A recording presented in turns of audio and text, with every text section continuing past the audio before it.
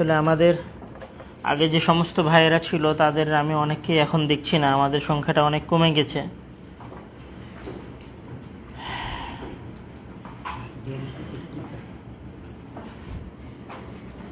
সংখ্যা থাকা বা কমে যাওয়াটার চাইতে যেটা সবচেয়ে বড় বিষয়, যে মানুষ যখন লক্ষ্যহীনভাবে আসে তখন এক জায়গায় আসলে বেশি দিন টিকে থাকা যায় না। আর আমরা যারা সবাই এই ধরনের দার্সে আসছি তারা আসলে সবাই লক্ষ্যহীন। মানে 10-15 বছর ধরে আসছি, বসছি, পড়ছি, কী যে শিখছি সেটার কোনো প্রতিফলিত রূপ নাই। ঠিক আছে, মানে সূর্য ততক্ষণ পর্যন্ত সূর্য না যতক্ষণ পর্যন্ত সূর্য তার আলো দেয়। চাঁদ ততক্ষণ পর্যন্ত চাঁদ নয় যতক্ষণ পর্যন্ত না চাঁদের আলো দেখা যায়। ওই তারকাকে আমরা চিনিই না যেই তারকা আকাশে দেখা যায় না। তো প্রত্যেক জিনিসের যদি প্রতিফলিত রূপ না থাকে, মানে মানুষ দেখতে পাবে এইরকম কোনো কিছু যদি না থাকে, তাহলে আসলে সেটার কোনো মূল্য নাই। তা আপনি শিখেই চলে গেলেন আর সেইটার দ্বারা আপনার সমাজ, আপনার আশেপাশের কেউ কোনো কিছু উপকার পেল না, তাহলে এটা এমনি ফাও জিনিস। অন্ধকার রাত্রে ওই চাঁদ যদি মেঘে ঢাকা থাকে তাহলে ওই চাঁদ ফাও, ওই চাঁদের কোনো ফায়দা নাই। দিন হয়েছে আর সূর্য যদি নাই দেখা যায় তাহলে ওই সূর্যের কি নাই, কোনো মূল্য নাই। আম গাছ লাগাই রেখেছেন, আম গাছে যদি ফল না আসে তাহলে সেই আম গাছের কি নাই, মালিকের কাছে কোনো মূল্য নাই। 5-6 বছর অপেক্ষা করবে, তারপর মালিক আম গাছ কেটে দিবে। অনেক শখ করে নারকেলের গাছ লাগাইছিলেন, কি যেন এক ধরনের বিদেশি নারকেলের গাছ বলে, অনেক যত্ন করেছেন, 5-6 বছর যত্ন করার পরে নারকেল আসেনি, গাছ কেটে দিয়েছেন। তো সব কিছুর মূল্য হচ্ছে ফল, সব কিছুর মূল্য হচ্ছে উপকার। তো আসলে আমি আব্দুর রহমান এখানে 10 বছর ধরে দাওয়া শিখছি, আর সেটার কোনো প্রতিবিম্ব রূপ নাই, প্রতিফলিত রূপ নাই, কেউ উপকার পাচ্ছে না আমার দ্বারা। দরকার নেই, আপনি তো সালাত আদায় করেনি, তো কেন আসছেন? আপনি তো জানেনই আল্লাহ এক, আল্লাহ দ্বিতীয়, আল্লাহর ইবাদত করতে হয়, শিরিক করা যায় না, জানেন না, ফাও আসার তো দরকার নাই। তাহলে এখানে আসলে কিছু করতে হবে।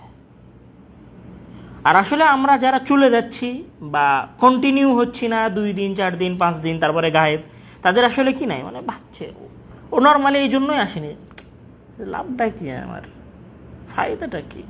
ও ফায়দা খুঁজে পায় না, উপকার খুঁজে পায় না। ও যদি জানতো যে আমার এখানে আসার একটা উপকার আছে তাহলে ও নিয়মিত আসতো। এবং আপনারাও এক সময় লুজ মোশনে চলে যাবেন, হারিয়ে যাবেন, যখন আপনারা এটার কোনো উপকার মানুষকে দিতে পারবেন না। যাই হোক, আল্লাহ তাআলা আমাদের সবাইকে সময়ের মূল্য বুঝে যা শিখছি সেটা আরেকজনের কাছে পৌঁছানোর তৌফিক দান করুক, আর নিয়মিত এই ধরনের দার্সে উপস্থিত হওয়ার তৌফিক দান করুক। যাই হোক, আমাদের আলোচনা ছিল কিতাবুল আদাবে। আজকে কথা বলতে বলতে কিতাবুল আদাবের কোনো একটা সূক্ষ্ম আলোচনা শাইখের কথার মধ্যে আসছিল, কেউ নোট করেছেন? কিতাবুল আদাবে আমরা কোনো একটা গুরুত্বপূর্ণ আলোচনা করেছিলাম, যেই আলোচনাটা আজকে শাইখের কথার মধ্যে আসছিল।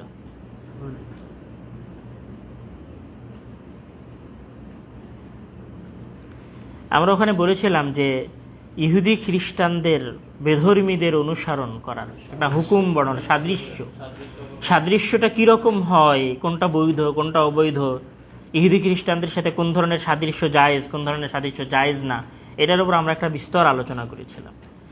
যাই হোক, সেই আলোচনারই পরবর্তী আলোচনা হচ্ছে আমাদের এখন আসছে বাবু হিফদিল লিসানি ওয়াল গীবাতি ওয়াশ শাতমি।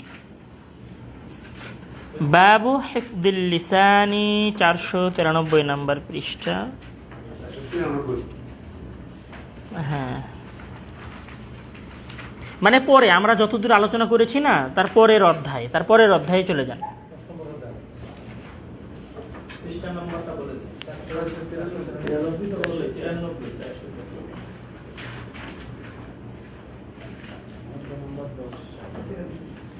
অধ্যায় নাম্বার 10-এ। হ্যাঁ, বই তো 2টা ছিল। আচ্ছা, আমরা আগামী সপ্তাহে দিব। আচ্ছা, এই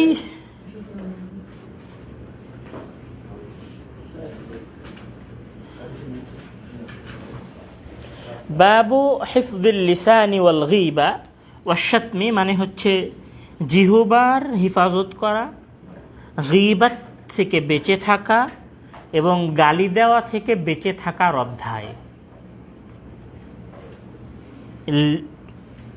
জিহ্বাকে হেফাজত করা, গীবত করা থেকে বেঁচে থাকা এবং গালি দেওয়া পরিত্যাগ করার অধ্যায়। আমি হিফজ শব্দের 3টা অর্থ করেছি এখানে। এই আলোচনা করার পূর্বে আমি একটা ভূমিকা টেনে আমার কথার দিকে যাব। সেটা হচ্ছে যে ইসলাম যখন আলোচনা করে, তো ইসলাম অনেক বিষয়ের উপরে ফোকাস দেয়। তার মধ্যে ইসলাম যে সমস্ত বিষয়ের উপরে অনেক গুরুত্বপূর্ণ অনেক বেশি ফোকাস দিয়েছে, মানে অনেক বেশি গুরুত্ব দিয়েছে, অনেক বেশি যে বিষয়গুলো নিয়ে আলোচনা করেছে, সেই বিষয়গুলোর একটা বিষয় হচ্ছে সামাজিক। মানে ইসলাম সামাজিকতাটা কিভাবে গড়ে উঠবে, একটা সমাজ কীরকম হওয়া উচিত, সামাজিক বিধিবিধানগুলো কীরূপ হবে, এই বিষয় নিয়ে ইসলাম অনেক দীর্ঘ আলোচনা করেছে। তো এই সামাজিক রূপের একটা প্রধান রূপ হচ্ছে যে এই সমাজের সকল মানুষগুলো ভাই ভাই হবে। এটা বুঝাতে গিয়ে মহান আল্লাহ তাআলা বলেছেন যে ইন্নামাল মুমিনুনা ইখওয়া, মানে সকল মুসলিমেরা ভাই ভাই। এইটা বুঝাতে গিয়ে মহান আল্লাহ তাআলা কোথাও বলেছেন যে ফাআল্লাফা বাইনা কুলুবিকুম ফাআসবাহতুম বিনিআমাতিহি ইখওয়ানা। আর আল্লাহ তাআলা তোমাদের, মানে আওস এবং খাজরাজ গোত্রকে উদ্দেশ্য করে, যে তোমাদের মধ্যে আল্লাহ তাআলা ভালোবাসা, তোমাদের হৃদয়কে একত্রিত করে দিয়েছেন। ফাআসবাহতুম বিনিআমাতিহি ইখওয়ানা, আর তোমরা তার দয়ায় ভাই হয়ে গেছো। এবং এই ভ্রাতৃত্বের, মানে এই সমাজের আরেকটা রূপ হচ্ছে যেটা রাসূল সাল্লাল্লাহু আলাইহি ওয়াসাল্লাম বিদায় হজ্জের ভাষণে বলেছিলেন যে ইন্না দিমাআকুম ওয়া আমওয়ালাকুম ওয়া আ'রাদাকুম হারামুন আলাইকুম কাহুরমাতি ইয়াউমিকুম হাদা ফি শাহরিকুম হাদা ফি বালাদিকুম হাদা। ইন্না দিমাআকুম, নিশ্চয় তোমাদের রক্ত, ও আমওয়ালাকুম, এবং তোমাদের সম্পদ, ও আ'রাদাকুম, এবং তোমাদের মান সম্মান, হারাম একে অন্যের জন্য, কাহুরমাতি ইয়াউমিকুম হাদা, এই দিনের হুরমতের ন্যায়, এই শহরে, এই নগরীতে, এই মাসে, এই নগরীতে, মানে হজ্জের মাসে বাইতুল্লাহ যেমন কাউকে আঘাত দেওয়া, কাউকে কষ্ট দেওয়া, এই দিনে যেমন অহেতুক কার্যক্রম করা যেমন হারাম, সেই রকম তোমাদের সম্পদ সম্পত্তি একে অন্যের জন্য হারাম। মানে কি, একজন আরেকজনের সম্পত্তি জোর করে কি করতে পারবে না, ভক্ষণ করতে পারবে না। দিমাআকুম, মানে তোমাদের রক্ত, একজন আরেকজনের রক্ত প্রবাহিত করতে পারবে না। ওয়া আ'রাদাকুম, এবং সম্মান, মানে একজন আরেকজনের সম্মানের ক্ষতি হবে, সম্মান নষ্ট হবে, এরকম কোনো কথা বলতে পারবে না। তো ইসলাম যখন সমাজ নিয়ে কথা বলেছে তখন এই ধরনের কথাগুলো ইসলাম নিয়ে এসেছে। এবং ইসলামের সমাজনীতির একটা মূল নীতি হচ্ছে ভ্রাতৃত্ববোধ। সেই ভ্রাতৃত্ববোধটা বজায় রাখার জন্য ভাইয়ের সম্পদকে আরেক ভাইয়ের জন্য হারাম করা, এক ভাইয়ের মান সম্মানকে আরেক ভাইয়ের জন্য হারাম করা, এক ভাইয়ের রক্তকে আরেক ভাইয়ের ওপরে হারাম করা। এবং এই সমাজের এই সামাজিক এই নীতির আরেকটা বিধান হচ্ছে যেখানে একজন মুসলিম আর একজন মুসলিমকে গালি দিবে না, নিজের জিহ্বার সংরক্ষণ করবে, আর একজন মুসলিমের গীবত করবে না। এটা হচ্ছে ইসলামের সামাজিক রূপের আরেকটা রূপ। ঠিক এখানে যখন বেধর্মীরা পা দিয়েছে এবং ইসলামী সমাজ ব্যবস্থাকে ধ্বংস করার চেষ্টা করেছে, তখন তারা এখানে ডেমোক্রেসি বা গণতন্ত্র নামে একটা মতবাদ নিয়ে আসছে। গণতন্ত্র, এই মতবাদের যেটা মূল ফিলোসফি, সেটা কি? সেটা হচ্ছে একজন আরেকজনকে গালি দিবে, একজন আরেকজনের বিরুদ্ধে কথা বলার পূর্ণ অধিকার রাখবে। সে তাকে মাইকে গালি দিতে পারে, সে তাকে ঘরে বসে গালি দিতে পারে, সে তার বিরোধিতা মাঠে করতে পারে, সে তার বিরোধিতা কোথায় করতে পারে? ঘরে বসে করতে পারে। এটা হচ্ছে ডেমোক্রেসির মূল থিওরি। এবং প্রত্যেক মানুষকে তার কি দিতে হবে? বাক স্বাধীনতা দিতে হবে। আর ইসলাম কি বলছে? যে কোনো মানুষের কি নাই? বাক স্বাধীনতা নাই। মানে বাক স্বাধীনতা না, মানে প্রত্যেক মানুষের আরেকজন মানুষের সম্মান, আরেকজন মানুষের বিষয়ে কথা বলার কি নাই? স্বাধীনতা নাই। আপনি নিজের বিষয়ে যা খুশি বলেন, কিন্তু আরেকজন মানুষের কি করতে পারবেন না? আপনি বিরুদ্ধাচারণ করতে পারবেন, মানে আরেকজন মানুষের বিরুদ্ধে কথা বলতে পারবেন না। তো এখানে আরেকটা কথা বলি, যে তারা যখন এই পৃথিবীবাসীকে, যেমন আমাদের বাংলাদেশিদেরকেও তারা কি শিক্ষা দিচ্ছে? যে ডেমোক্রেসি হচ্ছে এখানে আরেকজন আরেকজনের বিষয়ে পূর্ণরূপে কথা বলবে, পূর্ণরূপে কথা বলার অধিকার। সহজ ভাষা আর একটু ক্লিয়ার করে বলি, মানে গালি দিতে পারবে একজন আরেকজনের। তো যারা মানুষের বাক স্বাধীনতা রক্ষা করার কথা বলে, তারা যখন ইরাকের মতো একটা দেশের উপর হামলা করে লক্ষ লক্ষ মানুষের শহীদ করে, এটা কি বাক স্বাধীনতার চেয়ে বড় স্বাধীনতা হরণ করে নেওয়া না? বুঝতে পারেনি মনে হয় কথাটা। এই মতবাদের যারা প্রবক্তা, তারা যে ইসরায়েলে হামলা করে, জেরুজালেমে হামলা করে শত শত মানুষকে বস্তুচ্যুত করছে, এটা কি বাক স্বাধীনতার চেয়ে বেশি গুরুত্বপূর্ণ? যারা লিবিয়ার উপরে হামলা করে মুআম্মার আল গাদ্দাফিকে হত্যা করেছে, যে ফ্রান্স, যারাই আমাদেরকে এই ডেমোক্রেসি, মতবাদ, বাক স্বাধীনতা, নিজের মত প্রকাশের স্বাধীনতা, সংবাদপত্রের স্বাধীনতা, টিভি চ্যানেলের স্বাধীনতার কথা বলে, আমি তো লিবিয়ান মুসলিম, এদেশে আমার অধিকার আছে, আমি আমার নিজের মতো করে আমার দেশে যা খুশি করব, তোমার তো সে অধিকার নাই, তুমি আমার উপরে এসে চাপিয়ে দিবা। তো আমাদেরকে বাক স্বাধীনতা, মানবিক মানুষের স্বাধীনতা, কথা বলার একটা স্বাধীনতার মতো ছোট্ট একটা জিনিস দিয়ে আমাদের সকল স্বাধীনতা তারা কি করে নিয়েছে? আমাদের কাছ থেকে হরণ করে নিয়েছে। যেমন আজকে যদি আপনি বাংলাদেশে বলেন যে আজকে বাংলাদেশে যারা ওই নারীর সম অধিকার নিয়ে কথা বলছে, তারপরে হচ্ছে যারা ট্রান্সজেন্ডারের অধিকার নিয়ে কথা বলছে, তারা কি বলছে? যে তাদের অধিকার দিতে হবে, সে মানুষ, মানুষ হিসেবে সে অধিকার পাওয়ার হকদার রাখে। তা আমি বলবো, আগেও বলেছিলাম আপনাদেরকে, সে যদি মানুষ হিসেবে মানবিক অধিকার পাওয়ার অধিকার রাখে, তো আমরা ক্লাসে, ধরেন আমি নটরডেম ইউনিভার্সিটির একজন ছাত্র, আমার ক্লাসে 50 জন ছাত্র আছে, তার মধ্যে একজন হচ্ছে ট্রান্সজেন্ডার। তার কারণে যদি আমাদের 50 জনের অধিকার হয়, মানে অধিকারের সমস্যা হয়, আমাদের যদি সমস্যা হয়, তাহলে তাকে আমাদের ক্লাসে জোর করে রেখে আমাদের অধিকারের উপর কি হাত দেওয়া না? তো ঠিক যারা বেধর্মী, যারা বিভিন্ন মতবাদে বিশ্বাসী, তারা সব সময় যেটা চেষ্টা করেছে, ইসলামের সামাজিক মূল্যবোধকে নষ্ট করে দেওয়া। এবং এই পুরো পৃথিবীর যে একটা মূল থিওরি চলছে মুসলমানদের বিরুদ্ধে, এই থিওরির একটা মূল উদ্দেশ্য হচ্ছে যে ইসলামকে সমাজ থেকে হটিয়ে দিতে হবে। সব জায়গায় ইসলামের সামাজিক মূল্যবোধের বিরোধে একটা মূল্যবোধ দাঁড় করাতে হবে, যেটা ইসলামী সংস্কৃতি বা ইসলামিক কৃষ্টি কালচারকে সমাজ থেকে দূরে হটিয়ে দিবে। দেখেন এখন সবাই সবার বিরুদ্ধে কথা বলে না? একজন আরেকজনকে গালি দিতে গিয়ে এটা মনে করে না যে গালি দেওয়াটা হারাম, পাপই মনে করে না। একজন আরেকজনের দোষ উল্লেখ করতে গিয়ে এটা মনেই করে না যে আমি তার দোষ উল্লেখ করছি। তাহলে এমনভাবে এটা আমাদেরকে খাইয়ে দেওয়া হয়েছে বাক স্বাধীনতাটা, যে আমরা ইসলামের যেটা মূল থিওরি, সামাজিক মূল্যবোধের বা সমাজ গঠনের যে একটা মূল স্তম্ভ, সেটা যে কখন নষ্ট হয়ে গেছে তাদের এই কথার আড়ালে আমরা টের পাইনি। তো রাসূল সাল্লাল্লাহু আলাইহি ওয়াসাল্লামের এই সামনের হাদিসগুলোতে আমরা এই বিষয়গুলোই দেখব। আমি দার্সটাকে মূলত দুই ভাগে ভাগ করেছি। প্রথম অংশে আমরা নর্মালি শুধু হাদিসগুলো পড়ব, তারপরে বিভিন্ন মাসলাগুলোর উপরে আমরা স্বতন্ত্র দার্সে আলোচনা করব ইনশাআল্লাহ।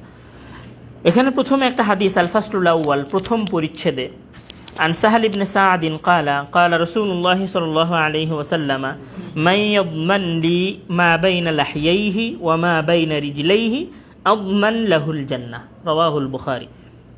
সাহাল ইবনে সাআদ রাদিয়াল্লাহু তাআলা আনহুতে বর্ণিত, তিনি বলেন রাসূল সাল্লাল্লাহু আলাইহি ওয়াসাল্লাম বলেছেন, মান ইয়াযমান লি মা বাইনা লাহইহি, যে ব্যক্তি তার জিহ্বার দায়িত্ব নিয়ে নিল, মানে যে ব্যক্তি তার জিহ্বার হেফাজত করলো।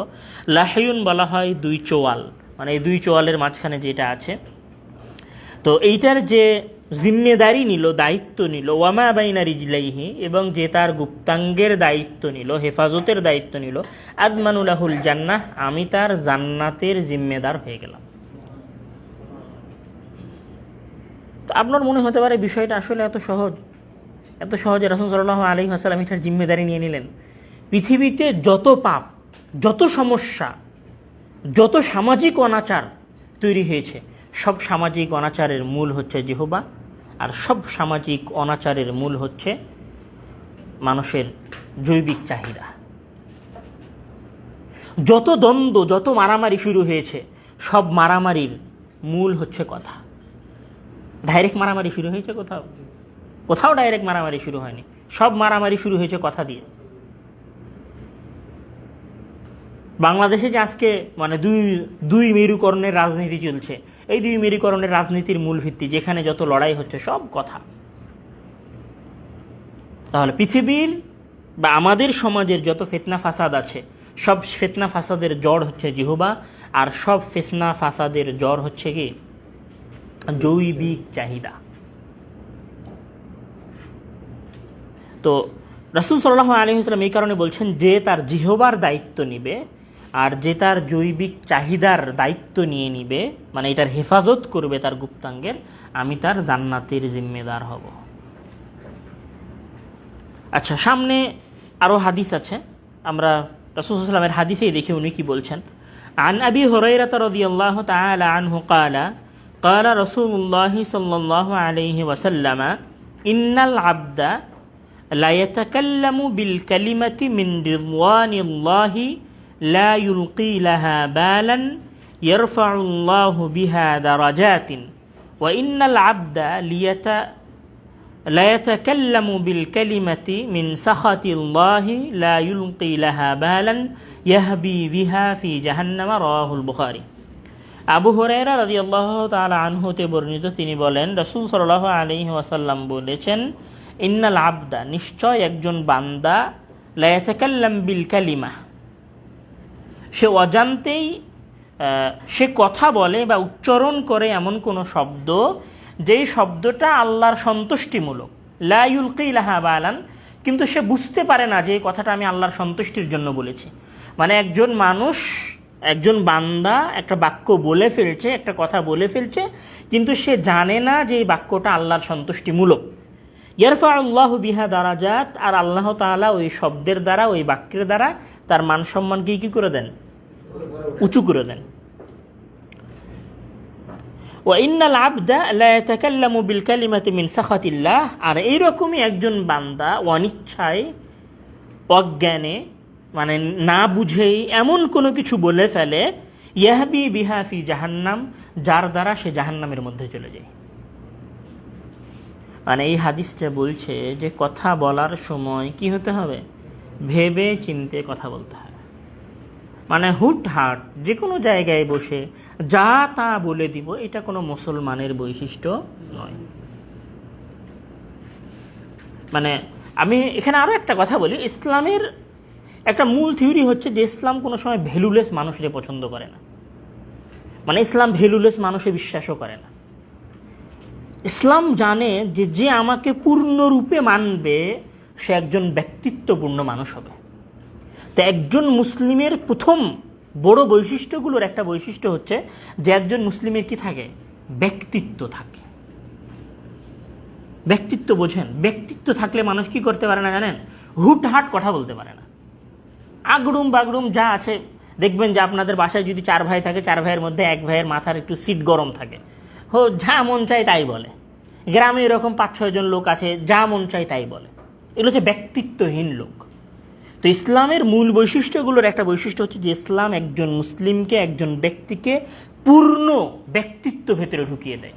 আর একজন মানুষের ভেতরে যখন ব্যক্তিত্ব ঢোকে, তখন সেই মানুষটা পাপ করতে কুণ্ঠাবোধ করে, মানে পাপ করতে তার ভেতরে বাধা তৈরি হয়। সে নির্লজ্জ হতে পারে না, সে অহেতুক পাপকর্মে লিপ্ত হয় না, সে মানে তার একটা লেভেল থাকে, সে তার লেভেলের নিচে গিয়ে কোনো কাজ করতে পারে না, সে মারামারিতে লিপ্ত হতে পারে না। আপনি দেখেন আপনার গ্রামে যদি মারামারি হয়ে থাকে, সেই মারামারিতে লিপ্ত হওয়া কারা? পোলাপান। বলবে আরে বলিস না, পোলাপান মারামারি করেছে। পোলাপান মানে কি? ভ্যালুলেস, বুঝে না, বুদ্ধি কম, ব্যক্তিত্বহীন। তো একজন মুসলিমের ভেতরে যখন ব্যক্তিত্ব চলে আসে, তখন ওই মুসলিম অহেতুক কার্যকলাপ করতে পারে না। এই জন্য পুরো পৃথিবীর সকলের টার্গেট হচ্ছে এই মুসলিম সমাজের যারা যুবক আছে, যারা মানুষ আছে, এদের সবরে কি করে দাও? ব্যক্তিত্বহীন করে দাও। কেননা ব্যক্তিত্বহীন করলে এদের শাসন করা যায়। যার ব্যক্তিত্ব থাকে না তাকে শাসন করা যায় না। যার ব্যক্তিত্ব থাকে তাকে আপনি ইচ্ছা মতো ব্যবহার করতে পারবেন না। আর যার ব্যক্তিত্ব নেই, আপনি ওকে বলেন যা ওকে মেরে তো ও মেরে চলে যাবে। আর যার ব্যক্তিত্ব আছে সে মনে মনে ভাববে কি রে, ওর কথা শুনে আমি ওকে মারতে যাবো কেন, আমি কি ওর গোলাম নাকি? আমার এমন কি হয়েছে যে আমাকে শেখ হাসিনার কথায় লাফাতে হবে? আমার এমন কি হয়েছে যে আমার বিএনপির কথায় লাফাতে হবে? আমি না শেখ হাসিনারে চিনি, না আমি খালেদা জিয়ারে চিনি, কিন্তু পোলাপানের নাই ব্যক্তিত্ব। যখন ব্যক্তিত্ব তৈরি হবে তখন অন্যের কর্মক্ষমতা বা অন্যের নিয়ন্ত্রণের ক্ষমতা আপনার উপরে কমে যাবে, আপনি তখন স্বাধীন ব্যক্তিতে পরিণত হবেন। তো ব্যক্তিত্ব গঠনের একটা সবচেয়ে বড় মাধ্যম হচ্ছে অহেতুক কথা না বলা।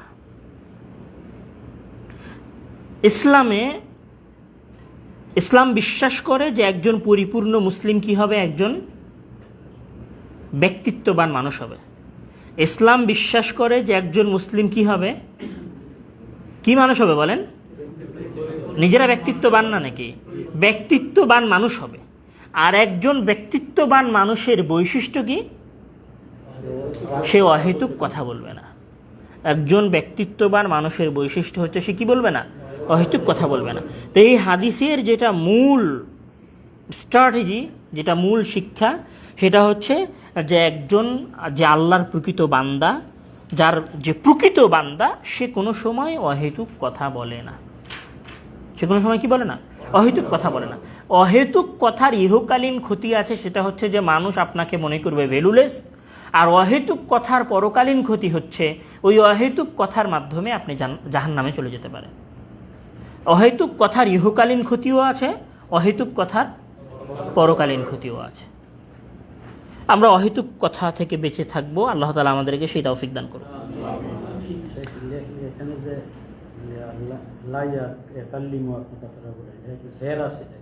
ওটা হচ্ছে লামটা তাকিদের জন্য, এটা জবর হবে। وعن عبد الله ابن مسعود رضي الله تعالى عنه قال قال رسول الله صلى الله عليه وسلم سباب المسلم فسوق وقتاله كفر। আব্দুল্লাহ ইবনে মাসউদ রাদিয়াল্লাহু তাআলা আনহু তে বর্ণিত, তিনি বলেন রাসূল সাল্লাল্লাহু আলাইহি ওয়াসাল্লাম বলেছেন, সিবাবুল মুসলিমি ফুসুকুন, একজন মুসলিমকে গালি দেওয়া হচ্ছে ফাসিকি, ওয়াকিতালুহু কুফরুন, আর একজন মুসলিমকে হত্যা করা হচ্ছে কুফরি।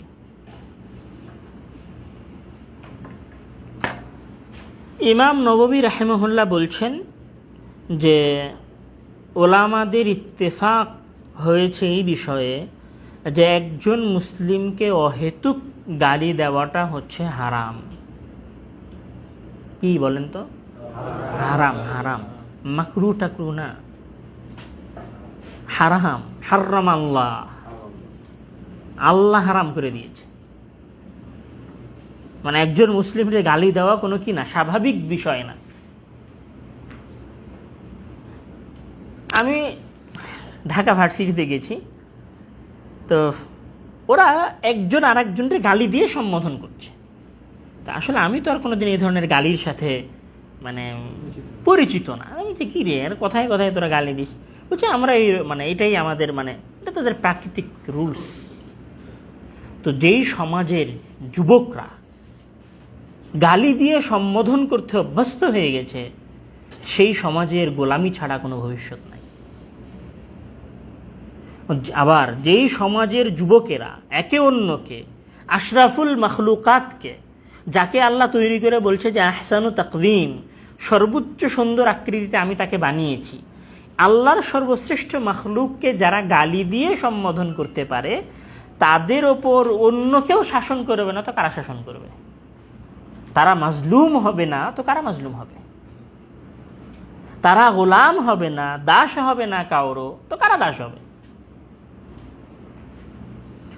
এখানে তুহফাতুল আহওয়াদির মধ্যে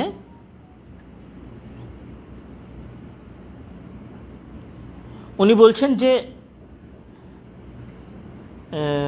ইমাম ইবনে তাইমিয়া রাহিমাহুল্লাহর কথা, যে ইমাম ইবনে তাইমিয়া রাহিমাহুল্লাহ বলছেন যে একজন মুসলিম আর একজন মুসলিমকে মানে আমরা অনেক সময় মনে করি যে এই ধরনের গালি দেওয়াটা তো কোনো বিষয় নয়, মানে বন্ধু মানুষ, মজাক করে গালি দিলাম বা তাতে কি হলো, এমন মজাক করে গালি দেওয়া মনে হয় জায়েজ। তো এই বিষয়ে আইম্মায়ে কেরামের অসংখ্য কওল আছে, যেখানে তারা সবাই বলেছেন যে মানে একজন মুসলিম রে মাজাহ মানে মজাক করে গালি দেওয়াও হারাম।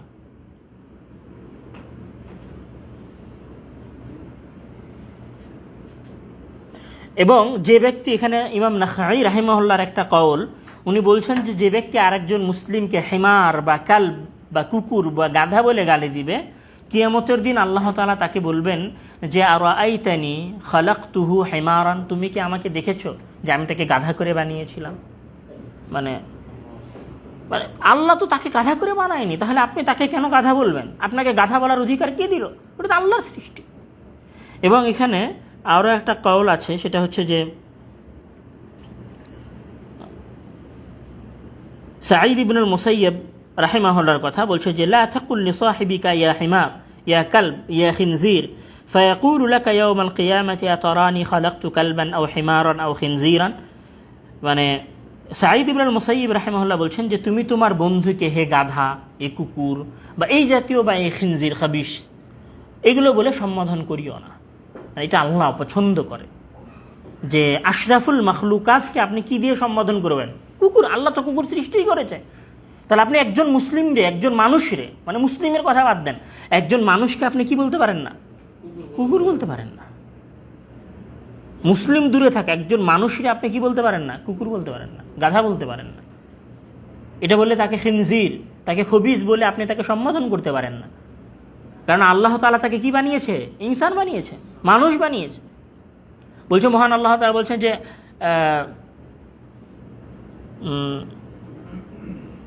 জাইলুকা ফিল আরদি খলিফা, কি জানো আয়াতটা, সূরা বাকারার মধ্যে,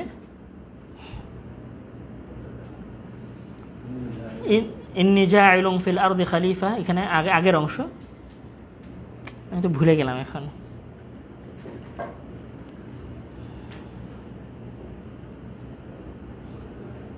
পঞ্চম পৃষ্ঠার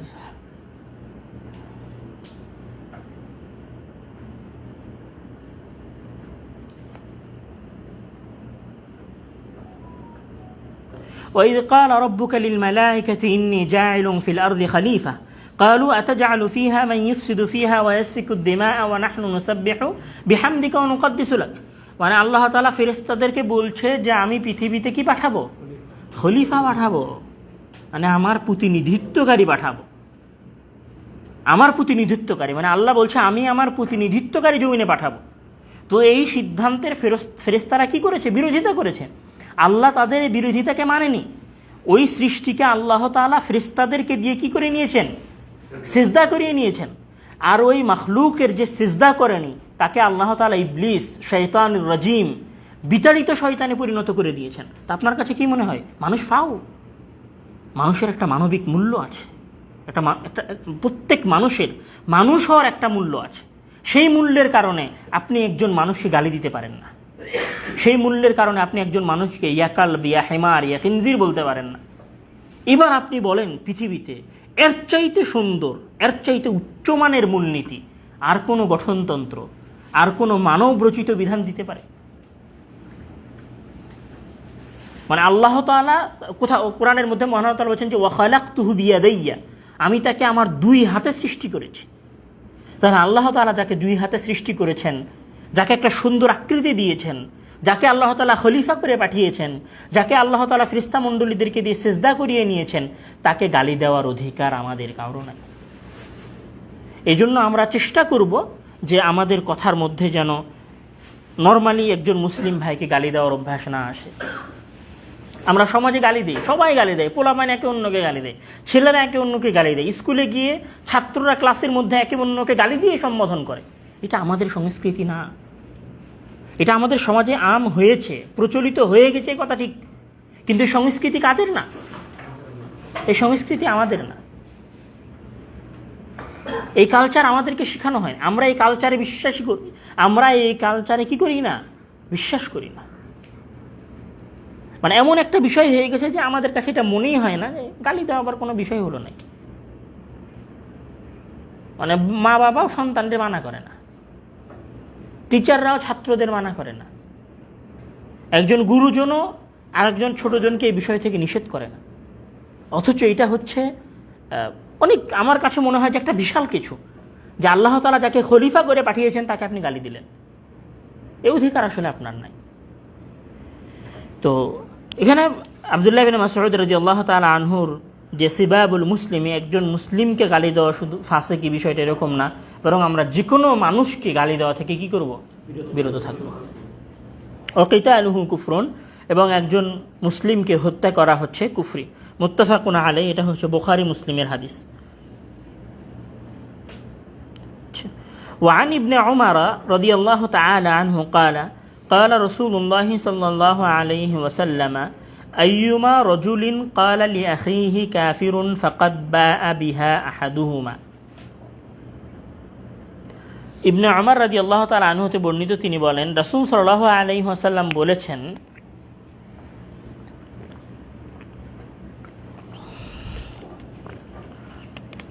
আইয়ুমা রাজুলিন ক্বালা লিআখিহি কাফির, যখন একজন ব্যক্তি তার আরেকজন ভাইকে কি বলবে? কাফের বলবে।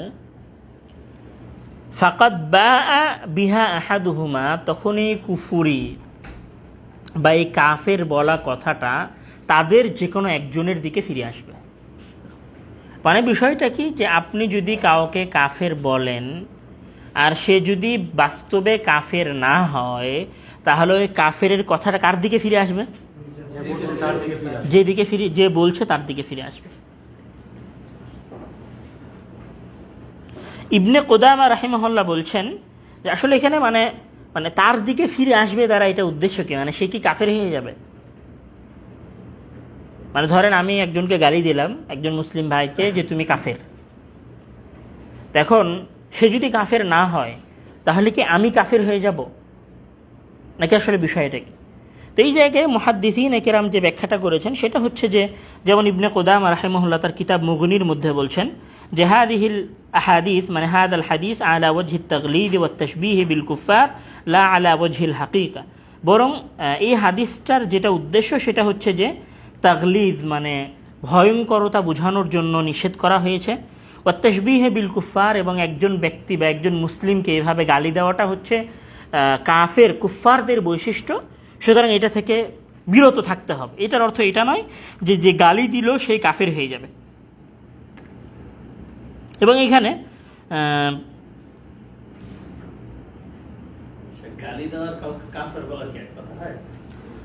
গালি দেওয়ার একটা গালি দেওয়া বলতে এখানে কাফের বলে গালি দেওয়া বোঝানো হচ্ছে, মানে কাফের বলে গালি দেওয়া বোঝানো হচ্ছে। মানে গালি দেওয়া শব্দটা আমি আমভাবে ব্যবহার করেছি, এটা কাফের বলা উদ্দেশ্য। মানে একজন ব্যক্তি যদি আরেকজন ব্যক্তিকে কাফের বলে, তো এই হাদিসের যে নিষেধ, সেই নিষেধটা হচ্ছে তাগলিদ, মানে জোর, মানে এই ধরনের কাজ যেন মানুষ না করে, এই জন্য এই শব্দটা ব্যবহার করা হয়েছে যে কুফরিটা তার দিকে ফিরে আসবে। তারপর এখানে আরও একটা কথা আছে, সেটা হচ্ছে যে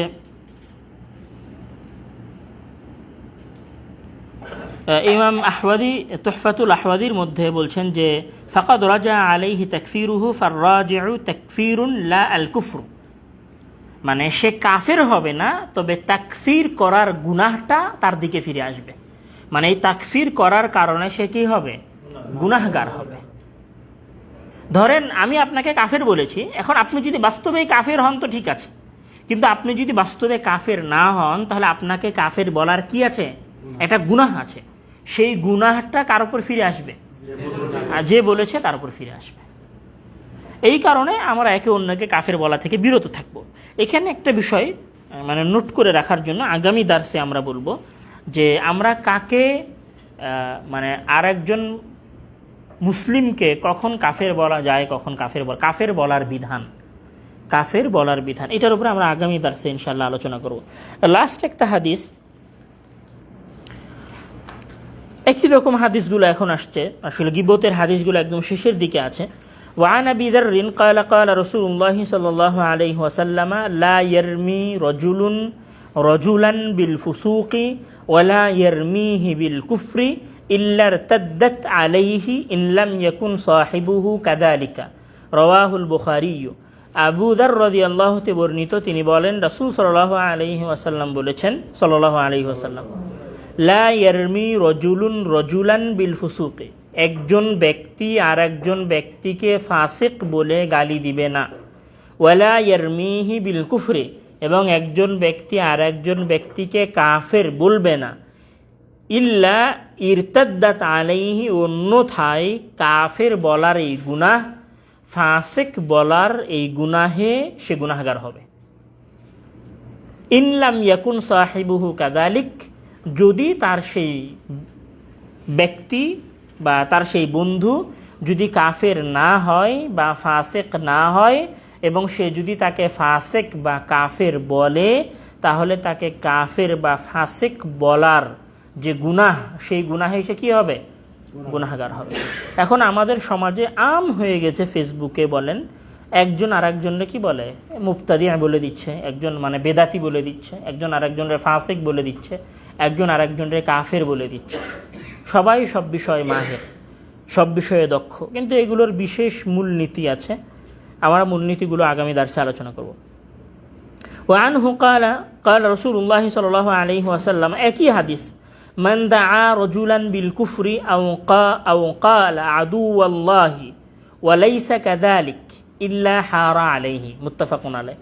বলছে রাসূল সাল্লাল্লাহু আলাইহি ওয়াসাল্লাম বলছেন যে তোমাদের মধ্যে কোনো ব্যক্তি যদি মান দাআ, যে ডাকলো, রজুলান কোনো একজন ব্যক্তিকে, বিল কুফরি কাফের বলে, আও কালা অথবা সে তাকে বললো আদু আল্লাহ, হে আল্লাহর শত্রু, হে আল্লাহর শত্রু, আল্লাহর দুশ্মন, এইরকম করেও যদি ডাকে, ওয়ালাইসা কাযালিক, এবং ওই ব্যক্তি যদি বাস্তবে আল্লাহর দুশ্মন না হয়, ওই ব্যক্তি যদি বাস্তবে কাফের না হয়, হারা আলাইহি, তাহলে এই তাকফির করা এবং তাকে আল্লাহর শত্রু বলার গুনাহে সে কি হবে? গুনাহগার হবে। মুত্তাফাকুন আলাইহি, বুখারী মুসলিমের হাদিস। وعن أنس وأبي هريرة أن رسول الله صلى الله عليه وسلم قال المستبان ما قال فعل البادئ ما لم يعتد المظلوم।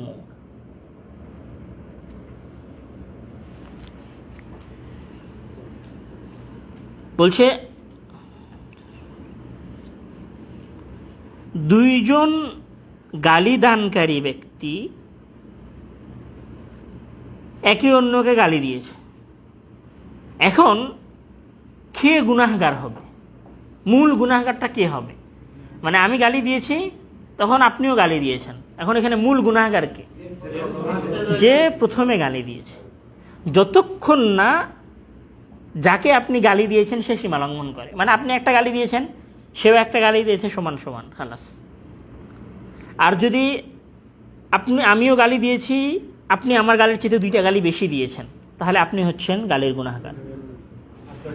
আর যদি দুইজনের সমান সমান হয়, তাহলে আপনার যে পরে গালি দিয়েছে সে কিন্তু গালির গুনাহান্বিত না, যে প্রথমে গালি দিয়েছে সে গুনাহগার। এটা আইম্মায়ে কেরাম এই বিষয়ে পূর্ণ মূলনীতি উল্লেখ করেছেন। হাফিজ ইবনে হাজার, ইমাম কুরতুবী রাহিমাহুল্লাহ, তারপরে শেখুল ইসলাম ইমাম ইবনে তাইমিয়া রাহিমাহুল্লাহ সহ আরও যারা আছেন, তারা এই বিষয়ে এটা ক্লিয়ারলি ওনারা বলেছেন যে একজন যদি গালি দেয়, তারপরে যদি আরেকজন গালি দেয়, যে পরে গালি দিয়েছে সে গুনাহগার না, বরং যে প্রথমে গালি দিয়েছে সে কি?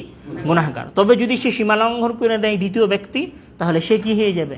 গুনাহগার হয়ে যাবে। তবে এখন একটা প্রশ্ন, যে আপনাকে যদি কেউ গালি দেয়, তাহলে আপনি কি করবেন? গালি দিবেন?